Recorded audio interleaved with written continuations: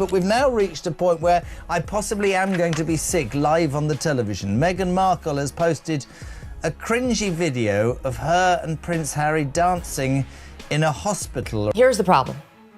We don't like you, Meghan Markle. Tyler, everyone watched the 25th BET Awards anticipating sparkle, glamour, and a few viral moments, so Perry wasn't meant to be the one to light up the internet that evening.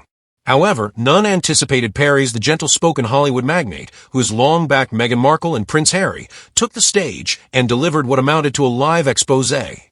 The meaning behind his comments cut through Meghan's carefully manicured image like a hot knife through butter, even though his delivery was not sharp. Let's go back a little. Perry stepped in when no one else would when Harry and Meghan left the royal family in 2020. He gave them the keys to his $18 million property in Beverly Hills, paid their bills, funded their security, and basically made sure they had a smooth transition to life in America. At the time, it appeared to be a kind gesture from a friend who recognized the strain of celebrity and public scrutiny. Behind the scenes, however, we were unaware of how that connection gradually devolved into a one-sided deal that, according to Perry, left him emotionally and monetarily spent. And that's what made his BET Awards speech so startling. Some folks borrow blessings like they're owed but never return the favor, Perry continued, narrating the narrative of lending someone his home, his help, and his heart only to be abandoned once they had what they needed. He didn't specifically identify Meghan, but he didn't need to. Although the camera didn't pan to anyone, you could tell who he was referring to if you understood the background. According to reports, Perry had been holding his tongue for years behind closed doors, but this time something broke. According to sources, it began when Meghan asked to use his private plane. She called it a simple favor without mentioning the cost or complications. Perry declined because he felt taken advantage of, not because he couldn't afford it. Allegedly, Meghan reacted angrily. The pivotal moment was when he later told insiders. Perry wasn't the only one who felt that way. What began as a favor between friends had evolved into a pattern of entitlement. Several people close to him claim that producers, co-workers, and staff started warning him behind the scenes. Meghan never returns favors. When someone doesn't fit her story, she cuts them off after amassing them like social currency. Perry initially disregarded the rumors. He sincerely thought he was assisting two needy folks. However, it became evident that there was no intention to pay back as the millions accumulated, and the thanks remained mute as the Netflix and Spotify deals came in. Even the most giving individuals have a breaking point, and when they hit it, they stop being silent. Perry wasn't only narrating a story when he took the stage that evening. The idea of a misunderstood lady muffled by the crown was the foundation of Meghan's brand, but Perry wasn't the crown. The tabloids weren't him. He was the one who welcomed her into his business with no conditions, and now he was openly criticizing her. The timing made it much more devastating. Suddenly, the audience in the building and online witnessed a new side of the fairy tale, where the hero becomes the whistleblower and Hollywood's nicest person finally says enough is enough. Harry and Meghan had just begun presenting a new documentary on freedom and power when investors began to pull out following Perry's speech. The illusion was destroyed, the trust was lost, and Meghan's last real ally left. The consequences were immediate. However, Tyler Perry was not just anybody. He was a studio-owning powerhouse, respected not only for his creative empire, but also for the way he moves quietly with class. When someone like that makes fun of someone he once protected, it has a huge impact. Hollywood, a place built on unwritten rules and mutual backscratching, doesn't typically take sides in public drama. The following morning, phone calls began to come in. Hours after the BET Awards, a producer involved in Meghan and Harry's most recent Netflix bid reportedly stopped supporting them. After attending two of the project's planning meetings, another investor stated rather plainly, "I don't want to be involved in something that feels this toxic." It was about the people who created it, not the content. Once considered a draw for platforms aiming to appear inclusive and progressive, Meghan's name was now recognized as a warning sign. Returning to Archwell, Meghan's public relations team rushed. They attempted to spin the story by contacting prominent media outlets. They attempted to portray Perry as resentful and out of touch, misinterpreting Meghan's intentions. They provided access to behind-the-scenes video, exclusive interviews, and even a podcast response, but none of it was successful. Journalists didn't bite, and if anything, the effort only made matters worse. The more they pushed, the more people began to question what they were actually trying to hide. Things became even more chaotic behind the scenes. Perry's close friends started talking about how he felt cornered after years of being emotionally manipulated and hadn't wanted to go public. He had been considering saying something for months, but the event involving the private jet and the unplanned business proposition weren't the last straw. It came to light that Meghan wasn't merely ungrateful. Rather, she was deliberately using their friendship as a tool to get power. According to a source close to Perry's team, Meghan attempted to use his name to get into a financing circle in early 2024. She brought up his support during a pitch meeting without getting his consent, implying that he was a quiet sponsor of her new media endeavor. When Perry heard the news, he was furious.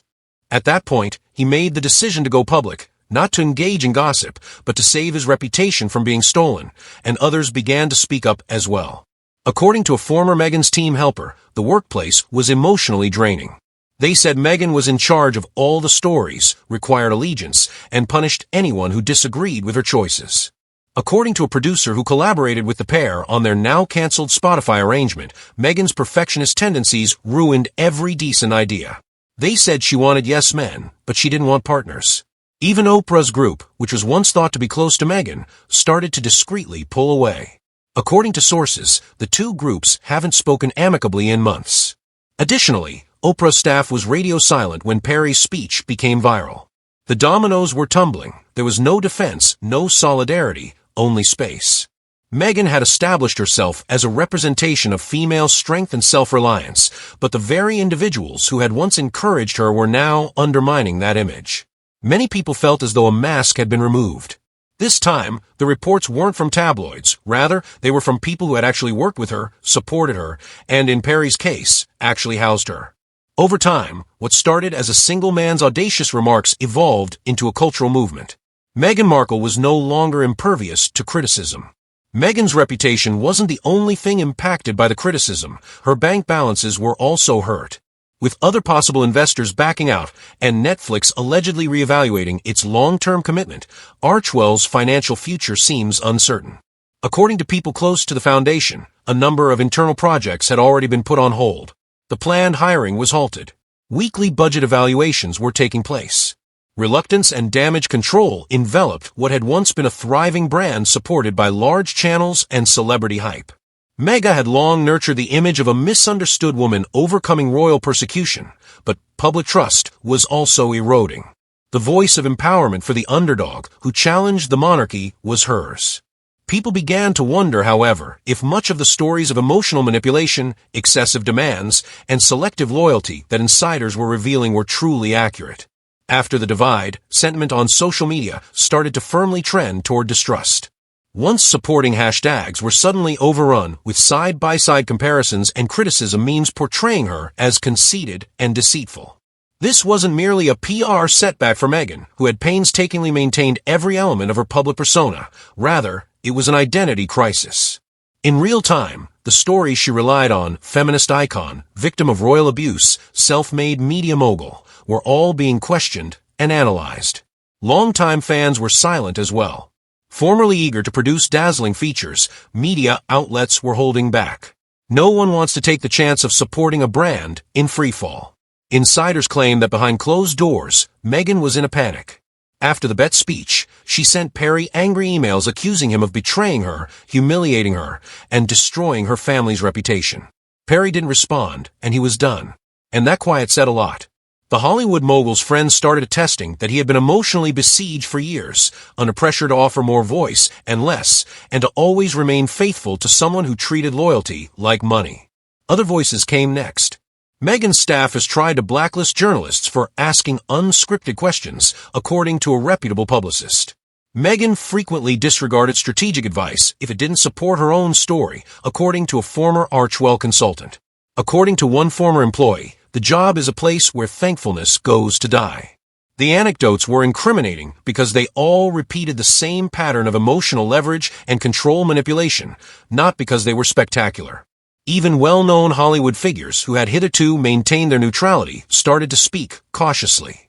Some quipped that managing Meghan's staff was like playing chess with a mirror. Studio executives spoke in whispers how difficult it was to work with her. Nothing ever accurately reflected back. Before the numbers appeared, everything was spinning. According to a recent survey, support for the Sussex family in the U.S. has fallen by more than 30% in the past 12 months. Many people in the UK already viewed them as paras. The fallout has now spread over the world. The fact that sponsors were pulling out and that possible partners were avoiding Meghan's once burgeoning empire was a red flag. Harry stayed very silent during it all. Others claim that he is working behind the scenes to preserve what little of their public image they still have. Others believe that he's simply worn out and burned out after years of family strife, media skirmishes, and now witnessing the collapse of their inner group. Tyler Perry's statement was straightforward, quiet, and surgical rather than raucous or furious. And it didn't just reveal one moment, which is what made it deadly.